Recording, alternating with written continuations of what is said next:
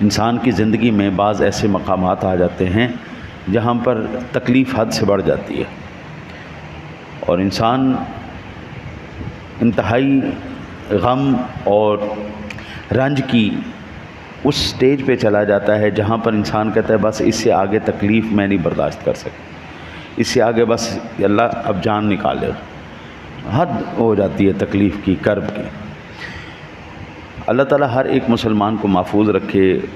خوشحال رکھے، ہنستا بستا رکھے، ایسے وقت نہ آئیں، لیکن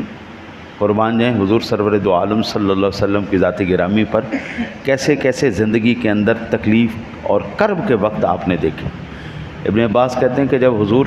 شدید تکلیف کے اندر، شدید غم کے اندر، کرب کے اندر، کرب کہتے ہیں ناقابل بیان تکلیف، کرب کی وہ کیفیت ناقابل بیان تکلیف،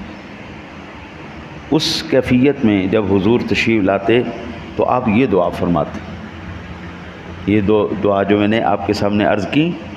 کہ لا الہ الا اللہ العظیم الحکیم، لا الہ الا اللہ رب العرش العظیم، لا الہ الا اللہ رب السماوات و رب الارض رب العرش الکریم، یہ دعا فرماتے۔